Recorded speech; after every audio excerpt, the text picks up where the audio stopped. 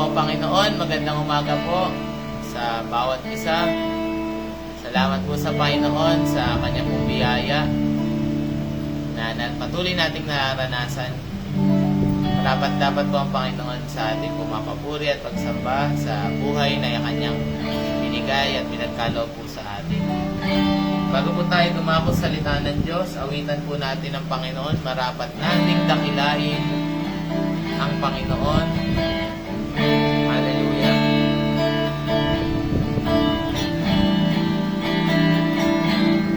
Marapat nating dakilain ang Panginoon, nag-iisang manlilikha, tanging tagapagligtas, nangahangang tagapayo, amang mapagmahal, siya'y tuglihan, pag-asa ng lahat. Marapat natin dakilain ang Panginoon, nag-iisang manlilikha, tanging tagapagligtas, kahangahangang tagapayo,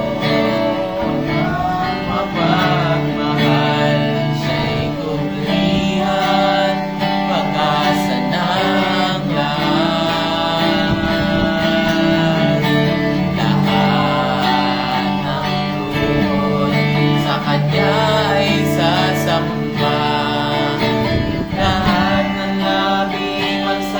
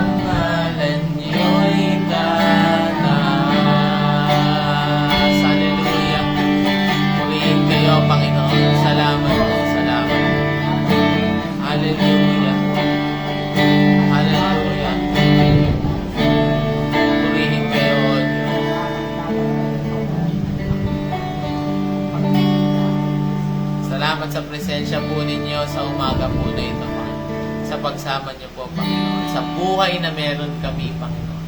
Para alalahanin kayo, Panginoon. Para makalapit sa inyo, Panginoon. And to draw strength from your word, Panginoon. Patuloy kaming lumago at patuloy na luminaw sa amin, Panginoon, pananampalatayang meron kami. Lord, dalayan ko po, pagpalain niyo po bawat isa sa amin po pakikinig na inyong mga salita. Tulungan at samahan niyo po kami, magiging niyo po lingkod na gagamitin. Samahan niyo po, Panginoon. Salamat po, Panginoon, sa gawain po na ito. Ito po aming dalangin, ito sa matamis na pangalan namin, Panginoong Jesus. Amen. Purihin po ang Panginoon, nandito po ang ating kapatid, Sister Paula Besinyo para magdala po ng salita ng Panginoon sa atin ngayong umaga.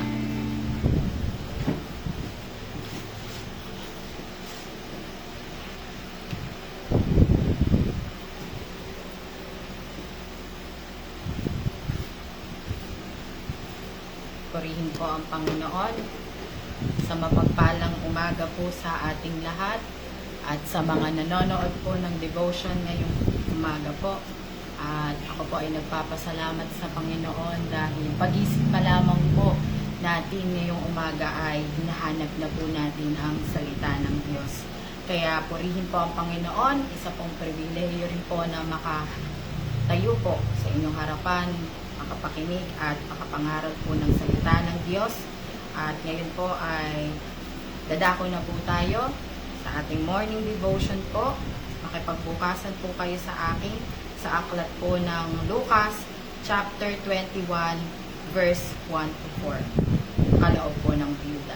Marahil po ang iilan sa atin ay napagbulay-bulayan na po ito, pero patuloy pa rin po natin aralin ang salita ng Diyos. Kaya purihin po ang Panginoon. Sabay-sabay po nating basahin sa verse 1 hanggang 4. Sabi po sa verse 1, pinagmasdan ni Jesus ang mayayamang naghuhulog ng pera sa lalagyan ng mga kaloob sa templo. Nakita rin niya ang isang mahirap na biyuda na naghulog ng 2 pirasong barya. Sinabi ni Jesus, sinasabi ko sa inyo ang totoo, mas malaki ang ibinigay ng biyudang iyon kaysa sa kanilang lahat. Sapagkat silang lahat ay nagbigay galing sa sobra nilang pera, pero ang biyuda ay nagbigay sa kabila ng kanyang kahirapan, ibinigay niya ang lahat ng ikabubuhay niya. Purihin po ang Panginoon sa banal at makapangyarihang salita ng Diyos. Binigyan ko po ng title po itong pag-aaralan natin ngayong umaga, no? Na a giver unseen by everyone, o walang nakakita po doon sa biyuda. Kung babasahin po natin sa verse 1 and 2, pinagmasdan daw po ni Jesus yung mga mayayamang naghuhulog ng pera sa lalagyan ng kaloob sa templo, at nakita rin niya daw po yung isang mahirap na biyuda na naghulog ng 2 pirasong barya. So may 2 uri po ng tao na nagmasid or nagbigay po pala ng kaloob doon po sa templo. So, diyan po kasi ang Panginoong Jesus ay nangangaral po ng salita ng Diyos. Kaya marahil po na hindi lamang po siya yung nagmamasid po doon. At marami rin po ang nakasaksi sa kanilang pagbibigay. Pero kung sa ating pong pananaw bilang tao, ang una po nating mapapansin po syempre, kung sa dami po ng binigay ay yung pong mayayaman. Kasi nga po, mas marami ang kanilang inihulog. Samantala naman po, yung biyuda po ay tila kaunti po ang kanyang binigay. Bakit po kaya? Kasi po dahil minsan tayo po ay madalas tumingin sa panlabas na anyo, sa katatayuan po ng isang tao o sa estado po ng kanilang buhay. At kung babasyan po ba natin, ganun po ba ang standard ng Panginoon? Ganun po ba siya tumingin? Di ba po? Hindi. Kung babasahin po natin sa 1 Samuel chapter 16 verse 7, kahit po hindi na po natin buksan, ang sabi po diyan ng Panginoon, hindi po siya bumabase, di ba po, sa itsura o sa estado ng buhay ng isang tao. Ano po ba ang tinitignan ng Panginoong Diyos? Ang puso po. Amen po ba? Hindi pala siya tumitingin doon sa kung paano ka nagbigay o kung paano ka naghulog. Ang tinitignan niya kung gaano ka o kung gaano mo kamahal ang Panginoon pagdating sa pagbibigay. Ano ba ang kaya mong ibigay sa Panginoon? Amen po ba? At iba po kasi ang standard ng pagtingin natin kumpara sa Diyos. Example, kapag tayo ay minsan ay walang-wala na at kapag hihingi tayo ng tulong, doon po tayo nakabase, ay, eto, feeling ko matutulungan ako nito. Parang makakahiram ako dito, o kaya matutulungan ako nito. Minsan po, di ba, malaki nga po magbigay, natutulungan naman po tayo, pero yung iilan po ay nasusumbatan. Nasusumbatan po tayo kapag tayo ay nagbibigay. May iilan naman po na hindi natin inaasahan na, ala, bakit mo pa ako binigyan? Walang-wala ka na nga. Diba? Karamihan po sa atin, ganyan po ang nagiging sitwasyon. Pero, napapansin natin na kung sino pa yung kakaunti o yung walang-wala, ayun pa yung madalas na natutulungan tayo. Kaya nga, karamihan po sa ating mga Kristiyano, mahirap magpayaman kasi hindi naman po payaman ang kailangan natin. Magpayaman po sa langit. Amen po ba? Amen. At kaya nga po minsan kapag nararanasan natin, bakit ang hirap maging Kristiyano? Mutulong ako, hindi naman ako, parang hindi naman umaangat yung buhay ko, wala namang nangyayari. Alam niyo po ba, threat yun ng kaaway? Kasi the more na nakikita ka na nagbibigay o tumutulong, the more na naa-attract ka, no, sa kaaway, lalo kang inuusig. At alam niyo po ba ay ibig sabihin, kapag napapansin ka ng kaaway, malapit ka sa Panginoon. Kasi mas matakot ka kapag wala nang nangyayaring pagsubok o pag-uusik sa buhay mo. Baka kamukha ka na ng mundo. Amen po ba? Kaya ang pamantayan ng Panginoon ay hindi kung magkano ang ibinigay mo, kundi kung gaano kalalim ang pananampalataya at pagsuko mo ng puso sa Panginoon. God sees beyond the amount nga po, sabi ko sa naisulat ko. Amen po ba? At kung babasahin po natin sa verse 3 and 4, sinabi po dyan ng Panginoon na sinasabi ko sa inyong totoo, mas malaki ang binigay ng biyudang iyon kaysa sa kanilang lahat, sapagkat silang lahat ay nagbigay galing sa sobra nilang pera, pero ang biyuda ay nagbigay sa kabila ng kanyang kahirapan, ibinigay niya ang lahat ng ikabubuhay niya. Diniklara po ng Panginoon na mas malaki po yung ibinigay ng biyuda kaysa po doon sa naghulog po na mga mayayaman. Bakit? Kasi po yung biyuda dadalawang pirasong pilak na lamang po yung pera. Pero binigay niya po lahat, no, walang leftover. Sabi nga po sa naisulat ko, because she gave all she had with no leftover. Kung tatanungin po natin ang ating mga sarili, do we give God what He deserves? Or we only give our leftovers to God? Minsan po reflect natin sa sarili po natin. Hindi ko po sinasabi na hindi po nalulugod ang Panginoon sa pagbibigay natin. Nagagalak po ang Panginoon at ang kanyang puso. Pero hanggang doon na lamang po ba yung kaya nating ibigay sa Panginoon? Minsan kasi, di ba po, for example, may blessing tayo sa Panginoon. Praise God, purihin ng Panginoon, meron akong blessings at may sobra. Nakabayad ka na ng expenses mo, ng mga bills mo, at meron kang natira. Pero nag-hold back ka, lalong-lalo na po sa panahon ngayon. Amen po ba? Na parang napapaisip ka, ang taas na ng bilihin, ang taas na ng gas. Baka kasi mas lalo pang tumaas sa susunod na buwan Tabi ko muna lang muna to. Maintindihan naman ako ng Panginoon. Ganun po ba dapat? Di ba nga po, kahit po ang iilan minsan, kahit din po ako na-experience ko rin po yung mga ganyan dahil po sa takot. Kasi, nandun po agad ako sa hinaharap hindi pa nga nangyayari. We are afraid what might happen in the future. Amen po ba? Pero, meron naman yung iba na may kakayanan at nakakapagbigay naman. Pero parang nalulungkot naman sa pagbibigay kasi ang konti lang yung naibigay ko. Parang kulang pa to. Sabi ng Panginoon, di ba po, na huwag tayong matakot kasi hindi tayo pinagbibigay ng Panginoon na hindi po natin kaya. Amen po ba?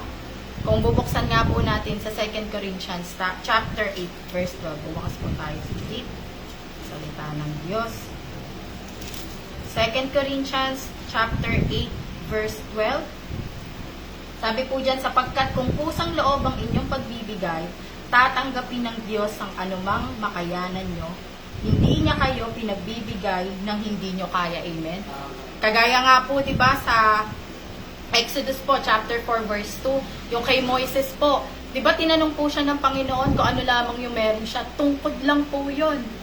Pero ano pong ginawa ng Panginoon? Ginawa niya pang makabuluhan, di ba po ginawa niya ahas? At dun po sa Mateo po, yung Panginoon ay magpapakain po ng 5,000 tao. Diba? Ano lamang po ba yung meron dun sa mga tao? Diba? Tinapay lang po kakaunti. Hindi nga po yun kasya eh. Kahit nga po sa amin dito siguro, kung ako nga po kulang pa po yung 5 tinapay sa amin. Diba? Pero ano pong kaya ng Panginoon? Diba? Wala pong imposible sa Kanya. Kaya wag po tayong matakot kung pagdating po sa pagbibigay dahil hindi po doon nagbabase ang Panginoon. Sabi nga po kanina, bumabase po siya sa puso at yung sa paglapit mo sa Panginoon. Amen? At meron din po akong nailagay po dito na hindi lang din naman po about sa pagbibigay financially. Yung maibibigay po natin o maihahandog natin sa Panginoon. At alam naman po natin na bilang mga Kristiyano ay di naman po lahat ay may kakayanan. Pero ano po bang pwede nating maibigay sa Panginoon o maihandog? Yun po yung ating mga sarili. Amen po ba? Di ba nga po sabi sa Roma, chapter 12:1, ibigay daw po natin ang ating mga sarili bilang handog na buhay, ganap at kalugod-lugod sa Panginoon. May binanggit po ba dong material things? Di ba wala po? Yun po ang ating mga sarili. Higit na mas na lulugod po ang Panginoon po doon. Amen po ba? Doon pa lamang sa paggising natin sa umaga. Kagaya po ng ginagawa natin ngayon. Hinahanap na natin yung salita ng Diyos. Meron din po pagtulong po sa ating mga church, sa ating mga templo, sa paglilinis. Doon pa lamang po ay nalulugod na ang Panginoon. At pagtulong din po sa ating mga pastor, sa mga gawain po. Amen po ba? Marami po tayong pwedeng ibigay sa Panginoon na ikalulugod niya. Amen po ba? At hindi lamang po yun about sa material things o sa financially po na kaya nating ibigay sa Panginoon. Amen? At ano pa po ba yung isa sa matututunan natin sa pagbibigay ng byuda? Yun po ay yung pagtitiwala po sa Panginoon. No? Binigay niya yung lahat ng meron siya na walang natira. Just like how she gave all her faith with no fear. Wala pong takot. No, sabi nga sa salita ng Diyos, sapat na ang alalahanin sa isang araw. Amen. Bakit ka ba matatakot? Wala pa nga, hindi pa nga dumadating sa'yo. Ang Panginoon ba ay hindi kayang magbigay, mag-provide sa bawat araw natin? Sabi nga po, di ba, sa salita ng Diyos, kung mga ibon nga sa iyong papawid ay pinapakain ng Panginoon, ano pa po kaya tayong mga anak niya? Amen po ba? At bukod pa po doon, minsan kasi tayo pong mga mananampalataya, masyado na po, di ba tayo nag-hold back? Iniisip po natin yung future. Lagi po nating isipin kung ano lamang po yung sa buong araw.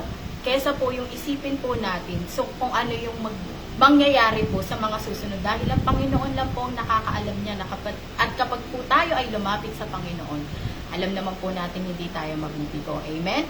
At naisulat ko nga po dito na ang sapat po ang lalahanin ng Panginoon o natin sa Panginoon sa isang araw and knowing God would still provide. Amen? Siya po ang ating Jehovah Jireh.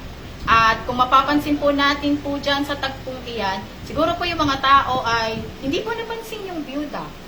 No, yun lamang pong pinakamaraming magbigay. Hindi po nila napansin yung mga byuda. Ay, yung byuda po, hindi mga byuda, sorry po.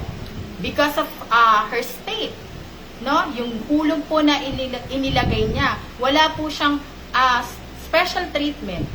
Medyo relevant nga po ito in general sa nangyayari po sa atin ngayon na kapag malaki ka magbigay, hindi lamang po dito sa church, in general po sa lahat ng bagay, yun lamang po yung binibigyan ng special treatment. Kasi ano po yan gustong-gusto po nila na kapag nagbibigay sila, show up po nila, di ba? Nag-stir up sa kanila na, oh, nagbigay ako, ang laki ng binigay ko. At kung bibigyan nga po natin ng halimbawa, di ba po sa mga napapanood natin sa mga YouTube vlogs, yung makikita mo po na, oh, videohan mo ko na nagbibigay ako o nag-aabot ako ng barya dito sa walang-wala. Di ba ganun po minsan yung nakikita natin sa mga vlogs or sa social media. Pero ano nga po ba yung sabi sa salita ng Diyos? Di ba po sabi, kapag nagbigay ka, kahit sa pinakamatalik mo na kaibigan, ay dapat hindi mo nasabihin. At kapag nagbigay ka daw po sa kaliwa, hindi na daw po dapat, kaliwang kamay mo, hindi na po dapat malaman ng kanang kamay mo. Amen? Sa Mateo po ba yan? Sa Mateo po iyan. Huwag na po nating buklatin. At meron din po akong nabasa dito na yung mga byuda po pala sa panahon noon ay inaabuso po ng mga pariseyo at tagasunod po ng kautosan. Kung magba-backward po tayo sa Lucas chapter 20, pero wag na po nating basahin. At relevant po rin yan hanggang ngayon na kapag byuda ka, pabigat ka na, wala ka ng ambag, wala ka ng silbi. Pero ano po ba ang sinasabi ng Panginoon sa mga byuda? Sabi nga po sa Psalm 68 verse 5. Tatapos na po ako. Saan po natin?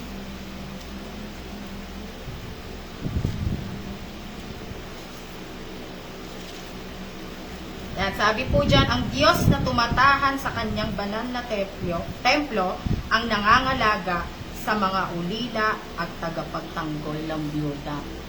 Nako, pag inaway natin, karamihan pa naman po sa nakikita ko sa mga viewers ay mga kananayan. At yung iilan po dyan, alam po natin ay mga byuda na. Pero ito po ang kalakasan na makukuha po natin sa Panginoon. Kung wala pong tumitingin sa atin o wala pong nakakakita ng mga ginagawa natin, tandaan po natin ang Panginoon ang nakakakita. Lalong-lalo na sa mga byuda na hindi po nakikita yung effort natin. Amen? God sees you. Amen po ba? I-declare natin na nakikita tayo ng Panginoon, purihin ng Diyos. At ano po ba yung matututunan natin dito? Sa tagpupong ito sa Biblia po, dun po sa kaloob ng mga byuda, na God values the motive, not how much you give. Hindi po sa dami. Amen po ba? Kung bubuksan natin sa Kawikaan, chapter 16, verse 2,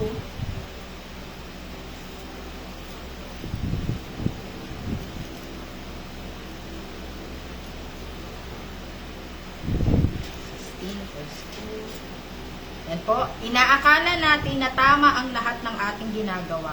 Ngunit ang Panginoon lang ang makakapaghusga kung ano talaga ang motibo. Minsan kasi di ba po, hindi lamang po ito sa ating mga Kristiyano. Kahit po sa iba in general, na kapag nakita ka, kala mo, nakatulong ka na, may ginawa ka ng tama, o tumulong ako, makakarating ako sa langit. Hindi po yon. Ang tinitignan nga po ng Panginoon ay yung puso mo kung paano ka magbigay at sumuko sa Panginoong Diyos. Amen. At siya lang po ang nakakahusga kung ano po talaga yung ating motibo. Kung talaga bang nagbibigay tayo para sa Panginoon o kung nagbibigay tayo para makita lang tayo ng ibang tao. Tandaan po natin, hindi po palakpak ng tao ang kailangan natin. Lagi po natin tignan, kahit walang nakakakita sa pagbibigay natin, may Panginoon, may Diyos sa langit na pumapalakpak sa atin. Amen po ba?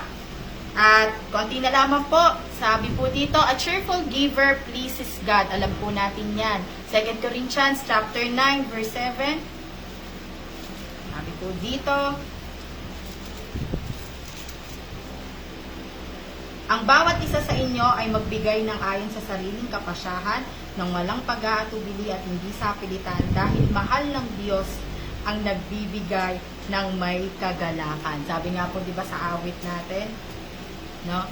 Mas mapalad daw po ang nagbibigay kaysa sa tumatanggap. Kaya kapag tayo ay nagbibigay, dapat daw may kagalakan. Hindi yung, ito na lang yung ano ko, sige, ito na nga lang. Laging dapat may saya, may galak sa puso natin. Dahil kung paano tayo, alam naman po natin kung paano tayo tinulungan ng Panginoon. Yung pagbabalik natin ay kulang pa. Pero, sapat na po yung sa bawat araw-araw na kapag may natatanggap tayo na blessings mula sa Panginoon, lagi po natin siyang inaalala ng may galak. Amen? At last po, a heart that gives without expecting a return is a true worship of God. Praise God, purihin ang Panginoon. At alam po natin na kapag nagbibigay, hindi lamang pala pananalangin, pagsamba, pag-awit sa Panginoon.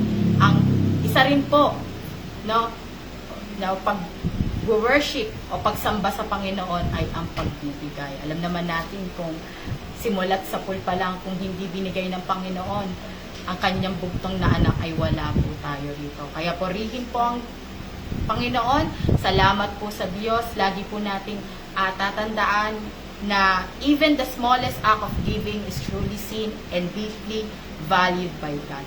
Lagi po yung nakikita ng Panginoon. Amen po ba? Hindi man to napapansin ng marami. No, ang mahalaga sa mata ng Diyos, ang sukat ng pagbibigay ay hindi batay po sa pamantayan ng tao, kundi po palagi sa pamantayan ng Diyos. Kaya purihin po ang Panginoon. Salamat po sa Diyos. Hallelujah, napakaganda ng mensahe ng Panginoon. No?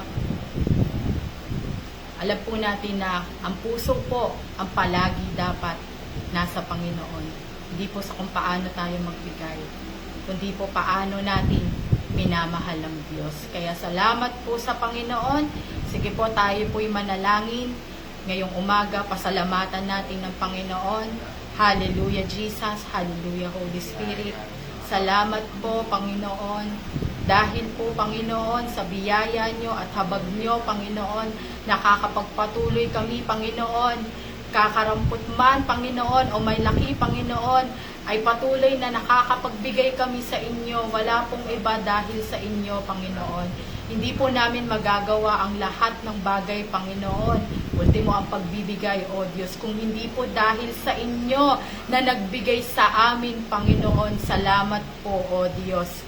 Dalangin po namin, Panginoon, sa umagang ito na ang mensahe niyo po, Panginoon, ay maging kalakasan po sa amin na sa bawat pagbibigay, Panginoon, ay hindi po namin iniisip kung sino ang nakakakita, kung gaano karami, Panginoon. Ang mahalaga, Panginoon, ay bukal po sa aming puso ang pagbibigay, Panginoon. Dahil sabi nyo nga po, Panginoon, sa inyong mga salita, hindi po sukat, Panginoon, kung gaano karami, ano po estado ng aming buhay, ang tinitignan nyo po, Panginoon, ay ang puso at ang pananampalataya namin sa inyo. Kaya salamat po, Panginoon. Dalangin ko rin po, Panginoon, sa umagang ito, sa mga nanonood po ng devotion, ang iilan po sa amin, Panginoon, ay nagtatrabaho, Panginoon. Kayo po, Panginoon, ang gumabay, Panginoon. Bigyan niyo po, Panginoon, ang kalakasan ng bawat isa sa kanilang pag-alis, Panginoon. At naway, Panginoon, ang mga salita niyo, Panginoon, ang maging matibay na sandigan po namin sa bawat araw, Panginoon, lalong-lalo na po sa buong maghapon, Panginoon. Kayo po ang sumama sa amin, Panginoon, katagumpayan, Panginoon, ng bawat isa, Panginoon, na nagmumula po sa inyo. Kaya salamat po, Ama. Pinupuri namin kayo sa pangalan ni Jesus. Amen. Purihin po ang Panginoon.